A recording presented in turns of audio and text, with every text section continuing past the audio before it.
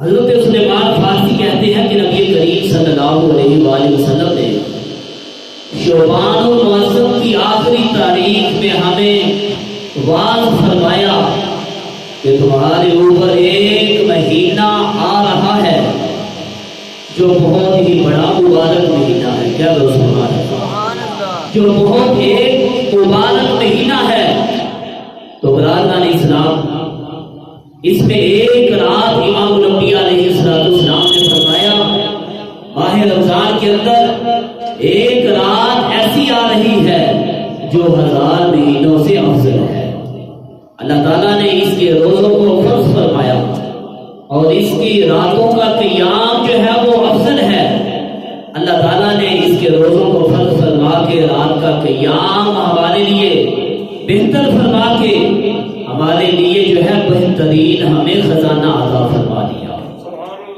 تو برادران اسلام, پھر میرے آقا علیہ السلام نے اپنے غلاموں کو ترغیب دیتے ہوئے روزوں کی امام الانبیاء علیہ السلام نے فرمایا جو شخص اس مہینے میں کسی نیکی کے ساتھ اللہ کا قرب حاصل کرے وہ ایسا ہے جیسے اس نے غیر رمضان میں فرض ادا کیا ہے. تو برادران اسلام, جو شخص اس مہینے میں کسی فرض کو ادا کرے, امام الانبیاء نے رمضان کی صحابہ کرام کو ترغیب دے رہے ہیں نیکی کی طرف. فرمایا جو اس مہینے میں رمضان کے اندر ایک فرض ادا کرتا ہے تو برادران اسلام امام الانبیاء علیہ السلام نے فرمایا وہ ایسا ہے جیسے اس نے رمضان کے علاوہ 70 فرضوں کو ادا کیا ہے. یہ مہینہ صبر کا ہے. حضور علیہ السلام نے فرمایا یہ جو مہینہ تمہارے اوپر طلوع ہو رہا ہے یہ صبر کا مہینہ ہے اور صبر کا بدلہ جنت ہے. اور یہ مہینہ لوگوں کے ساتھ غمخواری کرنے کا مہینہ ہے. اور اس میں امام الانبیاء علیہ السلام نے فرمایا یہ وہ مہینہ رمضان کا آ رہا ہے جس میں بندہ مومن کے رزق کو بڑھا دیا جاتا ہے. مومن کے رزق کو بڑھا دیا جاتا ہے. جو شخص کسی روزہ دار کا فرمایا روزہ افطار کرواتا ہے تو فرمایا اس کے گناہ معاف ہونے کے ساتھ اللہ تعالیٰ آگ سے خلاصی عطا فرما دیتا ہے. اور روزے داروں کی ثواب کی مانند اس کا ثواب ہوگا. جو روزہ افطار کرواتا ہے اس کے ثواب میں بھی کمی نہیں آئے گی.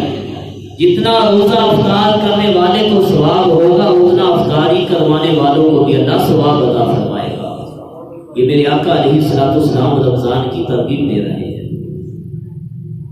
مگر امام الانبیاء علیہ السلام کے غلاموں نے عرض کیا یا رسول اللہ صلی اللہ علیہ وآلہ وسلم, یا رسول اللہ ہم میں سے ہر شخص اتنی طاقت نہیں رکھتا کہ وہ روزے دار کو افطار کروا سکے.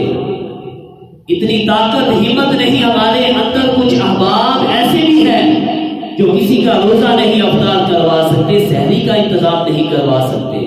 تو لجپال آقا ان کے لیے بھی حکم ارشاد فرما دے. تو میرے آقا امام الانبیاء علیہ السلام نے فرمایا جو ایک کھجور کے ساتھ یا ایک پانی کے گھونٹ کے ساتھ کسی کا روزہ افطار کروا دیتا ہے اللہ تعالیٰ اس کو بھی اتنا ہی ثواب عطا فرما دیتا ہے. یہ کتنا ثواب ہے. کتنی پیاری ترغیب امام الانبیاء علیہ السلام اپنے غلاموں کو فرما رہے ہیں. یہ فرمایا غلاموں اس طرح جو ہے وہ رمضان المبارک کے اندر تم نے اس طرح کرنا ہے. تو پھر فرمایا اس کا جو پہلا عشرہ ہوگا نا رمضان المبارک کا وہ اللہ کی خاص رحمتیں لے کر آئے گا. پھر میرے آقا علیہ السلام نے فرمایا اس کا جو دوسرا عشرہ ہے درمیانی وہ مغفرت کا ہے, بخشش کا ہے. پھر میرے آقا علیہ السلام نے فرمایا اے ایمان والوں یہ جو مہینہ رمضان المبارک کا تمہارے اوپر طلوع ہو رہا ہے اس کا آخری جو عشرہ ہے یہ جہنم سے آزادی کا عشرہ ہے. میرے آقا علیہ السلام غلاموں کو ترغیب دے رہے ہیں اس حدیث پاک کے اندر. پھر فرمایا جو شخص اس مہینے کو ہلکا کر دے یعنی اپنے خادموں پر بوجھ نہ بنے, اس مہینے کے اندر اپنے خادموں پر ہلکا بنے. ہلکا بننے کا مطلب یہ ہے کہ خادموں پر بھی بوجھ نہ بنے, ان کے ساتھ بھی نرمی سے پیش آیا جائے. اگر تمہارے غلام ہیں، تمہارے خادم ہیں، ملازم ہیں، تو اس مہینے کے اندر امام الانبیاء نے فرمایا ان کے ساتھ بھی نرمی سے پیش آیا جائے. کیوں؟ انہوں نے بھی روزہ رکھنا ہے.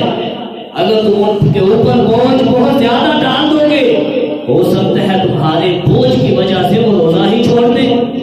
انہوں نے اپنی روزی کا بھی اہتمام کرنا ہے، انہوں نے اپنی مزدوری بھی کرنی ہے.